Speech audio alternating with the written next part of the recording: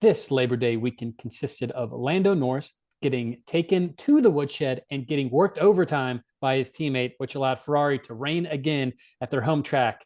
It's lights out and away we go for episode 155 of the Eating Asphalt podcast.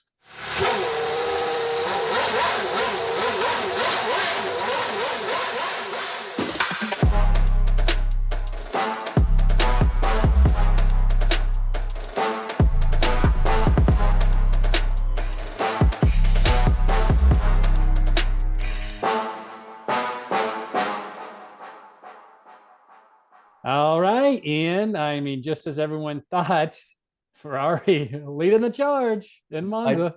Yeah, everyone had it predicted after the recent performance. So, this is Mhm. Ferrari's time to shine. Congratulations to you and the rest of your Italian folk on this Yeah. big historic win. Yeah. I mean, I got all the Ferrari gear. I was just like, I got to rep this. This is probably the last time this year I'm going to have this opportunity. So, yeah, it was a great feeling. I don't know if it's the last time we're gonna. I think you and I are both in this cycle where it's just like we're so used to one Mhm. team being dominant only for so long and just kind of little flashes. I think that I mean, who's to say that we don't get even another winner this year or another two or three winners this year? Yeah. Yeah. Now I got it. You are correct. I do have to get out of that mentality of just being like, this isn't coming from Red Bull. And then prior, this isn't coming from Mercedes. This is unlikely to happen again. Yeah. It makes total sense why we are Yeah. like this. Yeah. Yeah. The years that we've watched F1, we don't get this. This is such new territory that we don't know how to operate. So we should get a long rope of constant pessimism, Mhm. just an overall assumption that there's going to be one team and driver that completely pulls ahead. But if there's ever a time where that's not really, a sure bet, it's when we have a three-way battle for the Constructors Championship right now.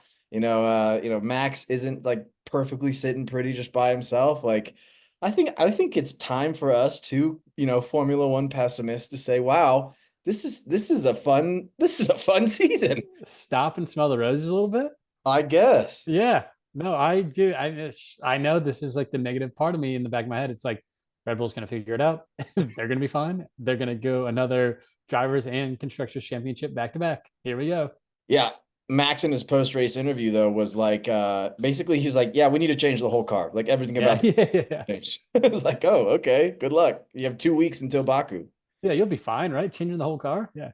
Hey, Adrian Newey goes down, dude. The whole thing ship starts to crumble a little bit, huh? That's true.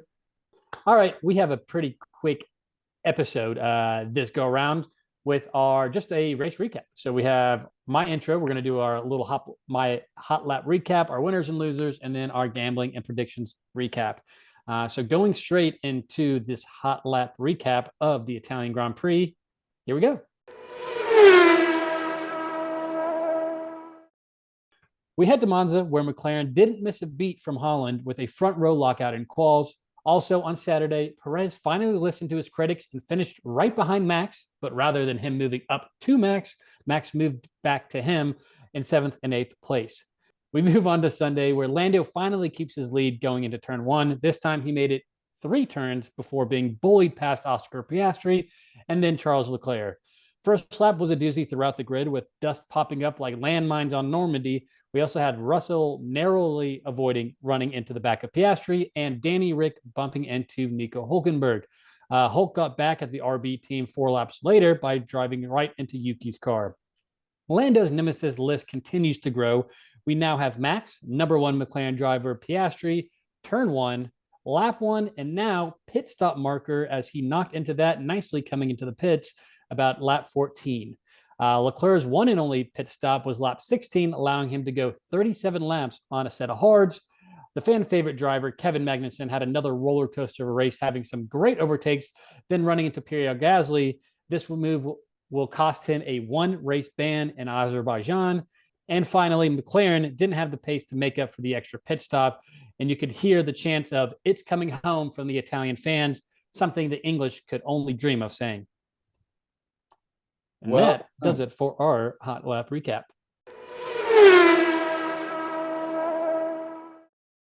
Let's get straight into winners and losers. I think before we get to that, this is kind of something that's been on my mind, probably been on everyone's mind, and basically the only thing that people have been talking about outside of the Ferrari fans being excited. What are your thoughts on the McLaren driver as Mr. McLaren himself? Are you thinking like there's a lot of things going around, right? The couple races ago, forcing Lando to like let Oscar take the win a couple of races ago. You have this situation where it seems like it could have been something similar. Mark Webber has been thrown into the conversation, contract stipulations, him hating his driver to be a number two like he was back in the day. How do you take everything?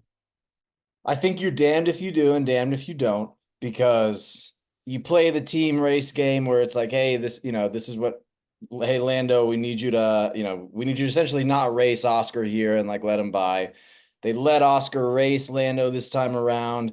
I think like the way I'm viewing it right now, and again, this is the shift from pessimistic Ian about Formula One and McLaren and drivers and all that to more positive. It's like, get all the brownie points you can with your teammate that you probably are going to need if you're trying to put up a fight in the drivers' championship. Because at the end of the day, we're going to need Oscar to cut down. Let's say McLaren, like 3 or 4 races from now, if the trend continues of where they are, they're going to have a kind of a healthy gap to Red Bull. Ferrari, I hope for your sake, they can keep up the pace like that they've had. But I think it was mostly strategy, not just like the speed of the car. So as like, water's going to find its level for a little bit in the next couple of races where it's like, I think speed's going to win out. I think McLaren have that speed advantage.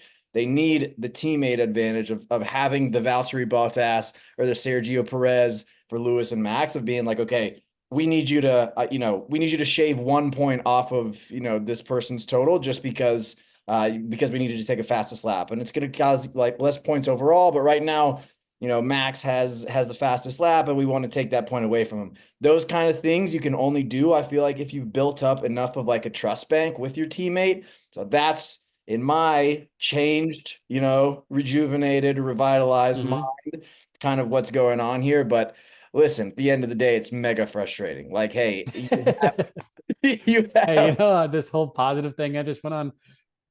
I say it out loud, but truly I'm sad. Yeah, here's how I actually feel about it. Dumb as fuck. And you have a driver that is very much fighting. It's not like just like, oh, well, if a lot of stuff goes his way, he's fighting for the championship. Like he is fighting for the championship. I think like he has a really clear path. Max Verstappen was not on the podium, and there was no safety car. There was nothing you could blame it on other than like the car's not fast. Like you need to take advantage of those spots. Oscar Piastri should not be racing Lando Norris if it's just the two of them behind each other. Like that's just, they lost out on a couple of seconds there and Charles was by him and they lost by less than 3 seconds. Like that kind of stuff does matter. Like don't, again, how I actually feel about it and not trying to put on my optimistic mask here. Like it needs, like by Baku, they need to have, hey, sorry, here's your number 1 and here's your number 2 driver. Like this is how winning teams win. Championship teams win this way. So. Yeah, no, I agree. I do think I do appreciate at the beginning letting them drive. Like obviously Piastri had a great take coming into turn 4 right there. Yeah. That was impressive. I do think at the very end where this is where I think like Leclerc is on, way too old of tires. He could lose it at any moment. And so I could see them being like, hey, keep going as fast as you can. See if there's any type of mess up. There's a chance. I think in that last lap, if you're still, 4 seconds behind, you go, hey, Lando's 4 seconds behind you. We're not going to win this race. Let him pass. Yeah. I think that's the mentality. I understand why they didn't do it earlier because obviously, yeah, like we said, like Claire was just barely making it along with those tires. Did you see the tires at the very end? Yeah, torn. Oh, yeah, I mean, just gone. So yeah, I get that. But yeah, I think at the very, very end, we're like, hey, we tried our best. It didn't happen. Let's do the same courtesy that he gave you a couple races ago. And let's get him like closer to winning both one drivers and constructors championship. And like Lando gave Oscar the win. He went from P1 to P2 so Oscar could get in the win. That counts for more than just like 7 points on the tab. You know what I'm saying? Like that counts for a lot of, he got a lot of favors, like a lot of IOUs written to him. But man. Could have cashed in. Yep. I mean, there's only going to be so many times like I know where it's just like, hey, opportunity to. Yeah, it's just us two right here, right now. No one else is going to mess up. This is the chance to score a for sure extra X amount of points. So yeah. I agree. Yeah, that would be crazy too. I know. So I know Will Buxton was making some claims that maybe because Mark Webber was a number 2 driver during the Sebastian Vettel days, that he doesn't want his driver to be a number 2. And then he put in the McLaren contract stipulations, can't be treated as a number 2. That's wild if that were the case. And if that is the case, and there was no like Zach Brown saying, hey, except for when there's a chance that we can win the Drivers' or Constructors' Championship, this goes null, that's on him if that isn't in the contract. Yeah, I think that's Will Buxton just being a Yeah, good just a tinfoil analyst. hat kind of guy. 100%. Like Yeah. he needs to say stuff so that you and me and other people who talk Formula One are like, Did you you think Mark Webber is kind of the one pulling the hear? strings out Yeah, of this master man. Yeah. Probably not, but I think Mark Webber's in it for Mark Webber and to make Mark Webber money. I don't think he's just like Oscar Piastri is the son that I never had. Maybe he has kids. The son that I never had. You know what I mean? And like he's got to be the champion. Like I don't necessarily see how if that's going on, but we'll see. It's a great agent if so. Yeah, great All dad. right. Well, let's get into our winners and losers.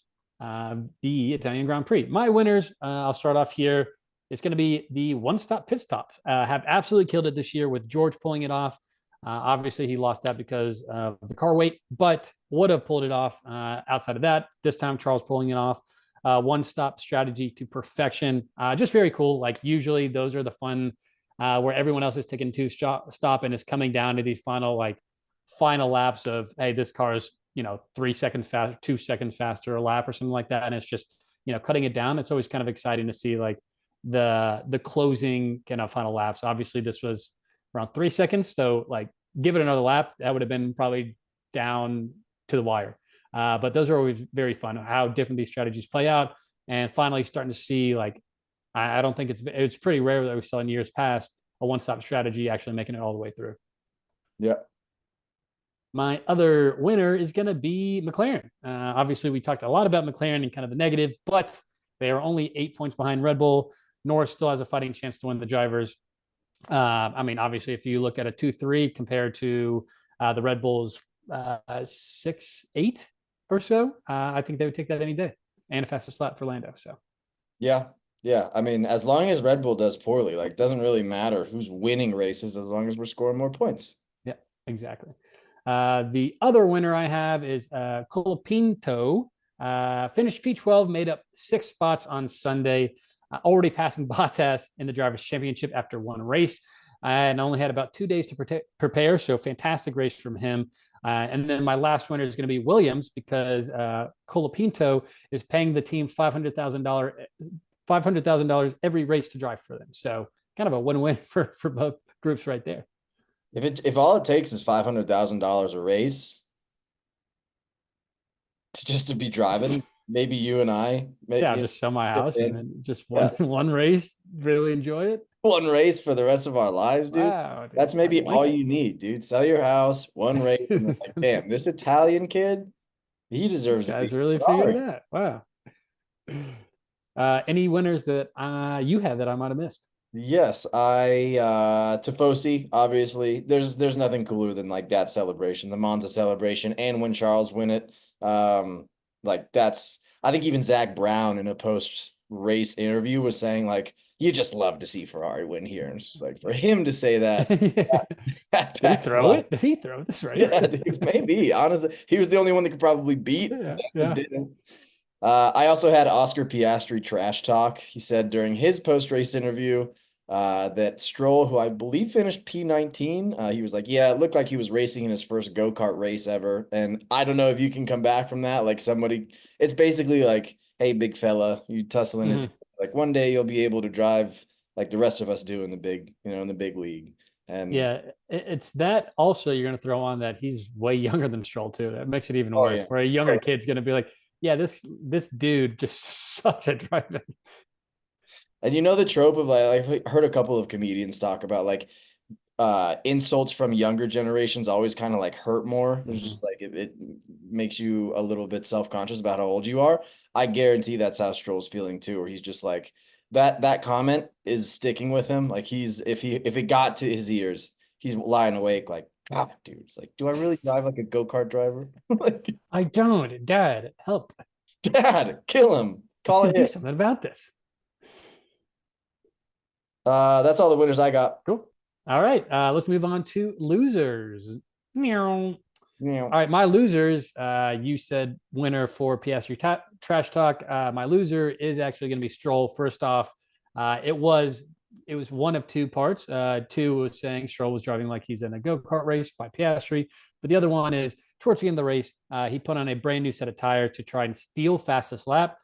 He was still zero point 0.8 seconds off from Lando, who had the fastest lap and had been on a very old set of hard tires. So tough weekend again for old Lance Stroll. I don't understand, like trying to steal what fastest lap. I don't understand it. It's just like we don't want to give other people points. Like that's not. There should be a word that's different than stealing, where it's like you don't acquire something. It's just like you Mm-hmm. make someone else lose something. Like that's not. Yeah. You know what I mean? I don't know if like this is probably not the same definition, but like he almost like tried to cuck a point, you know? Yeah. You Like should. it's just like a nastier way to do it, where it's like, did you really have to cuck it? Alan Croft on Yeah. the like on He the cucked him. broadcast. That He's should going be, for the dude. big cuck now. If you steal a fastest lap and you don't get that point, that should be being like he cucked a fastest lap point right there. Imagine Lance in his like Canadian accent in the post race interviews, like, yeah, I got cocked out of my non. All right. Well, that was one of my losers. My other loser is going to be fans because I personally am a fan favorite of Kevin Magnussen.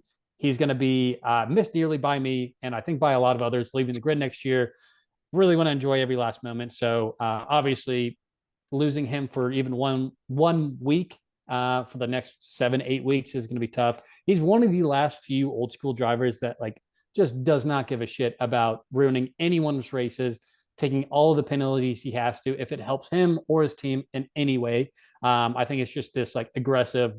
I don't care to piss people off. I don't care how it looks. I want to do whatever, like the results that can get the best results, or whoever asked me to do whatever I can to do it. This is kind of like I'm thinking about it. He's going to be gone. I really can't think of anyone else like this. It's going to be like almost baseball losing steroids. Like it may be better for the game, but there is a cost to this. And I just feel like I'm going to be missing out on K Mag, and it's going to be a bummer not to see him next week for the final races of probably his career. Yeah, I don't. I love how unapologetic he is about causing errors. I think his quote after was he was like, "Yeah, I mean, I barely hit him. There wasn't barely even that much damage." It's like, dude, like, okay, that's a take. That's one day, dude.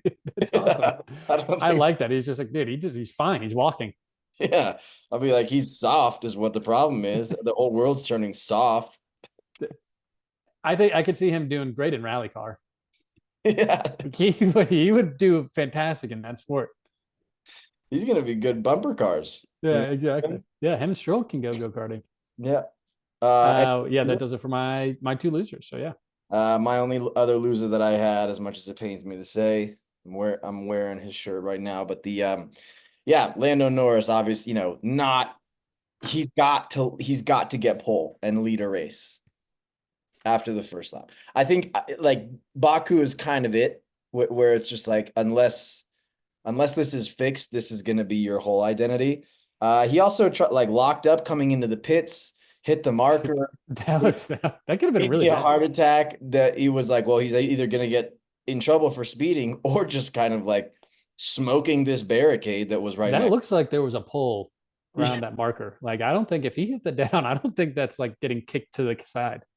Yeah, it looked like it broke. And so that's like, seems like it's in there relatively sturdy.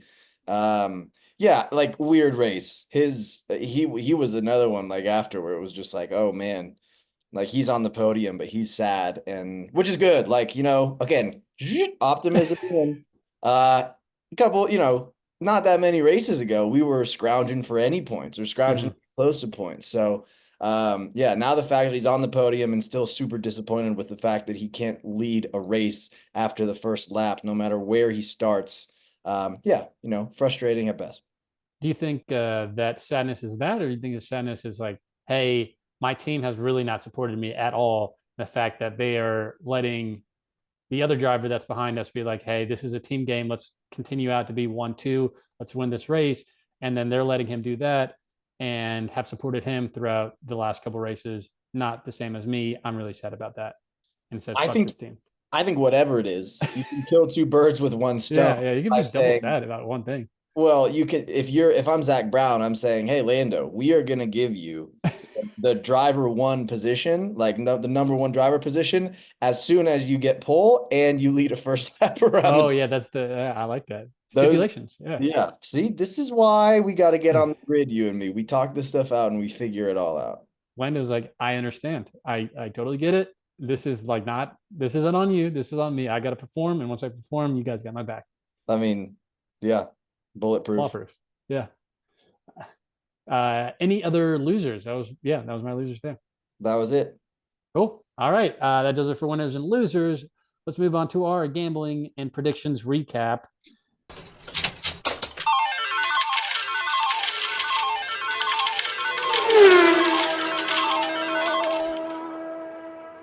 Right. We are back in good form with the gambling. I missed both of mine, Lando to win, and over 12 seconds win. Both wrong. I'm down to 0.46 units, negative 0.46 units.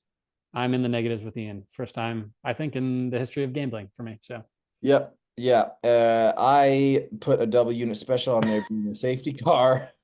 Where's the safety car, well, dude? we did see it. I think the safety car would have loved to come out if it had not crashed on Friday. That's true. Yeah. you That know? so maybe the bet is null. I'll check. Yeah. It's like there were some safety car options, but we don't have a safety car. We're actually in trouble here. There's no safety car. They just see a couple people like running down the street in green. Slow down. Yeah, studs like down, please. Yeah. You're dangerous. So yeah, that's a double unit special down the drain. So I'm down only negative 12 units. Uh hey, this is the couple races ago, maybe less than 2 seasons ago, McLaren were back against the wall, fighting to get out of Q1. And that's kind of where I am right now. I feel like Yeah. I've been for a while, if I'm being Yeah. honest, when it comes to gambling. I might go like McLaren to get at least 1 point for my next bet, you know. Just play real safe. Yeah, I might Yeah. I might go for the plus like minus 4 digits, like minus 1,000 Yeah. and Yeah. better odds. Yeah. Yeah. Put it like 50 units on there or something like that. 50 units to make three. And then that's gonna be the time that Yeah. Lando Just the collide. good shit, dude. Oh, Like man. you're not even and I'm down 65 units. I'm like, I don't this is how it happens. This is how the addiction. I declare bankruptcy. All right. Well, on to predictions, which also went well for me. I didn't get any predictions right. Over to you, All Marco. right, I got two. I honestly, some people started saying that douche of the day could be Oscar for hurting Lando. We're not going to go with it. That seems too vague. Fastest lap, Lando. How many cars don't finish? One. Made up 2 spots. I'm only down 9 to 10 in our race predictions. Yeah, not bad. I would have considered Oscar if I didn't hear the Kevin Magnussen interview after of him being like, "Yeah, I don't know what the big deal is. I ruined his race, but there wasn't that much damage." Like I Yeah, if there was going to be one, it was going to be big old it could K-Man. have been that. Hulk got some road rage after the Danny bump into. Yeah, He was driving a little bit hot as well. So I would say causing an accident probably or causing an incident trumps passing your teammate and that's screwing him over a little that's bit. just So probably fair yeah, I get it. on the scale. So wait, so Hulk got pushed off by Danny? Danny ran into Hulk, he got a 5 second penalty, and then Hulk 4 laps later runs into Yuki, getting I think a penalty as well. And then K Mag obviously runs into Gasly, gets a penalty. But man, he had a couple of nice overtakes before that and after that, actually. He was Yeah, running well outside of the one mistake, one slip up, and then you got to attack, you give him a race ban. yeah. So wow, I guess like Haas and Red Bull and Racing Bulls right now are kind of like in the beef together right now. Yeah, I mean, they're probably neck and neck when it comes to the constructors. Let's check.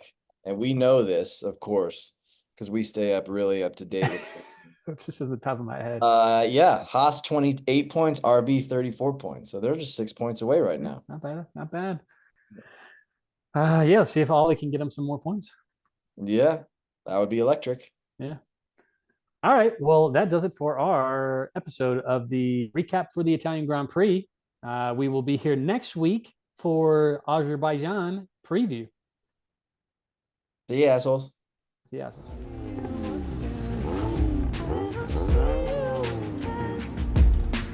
Hey, thought you could leave without saying goodbye.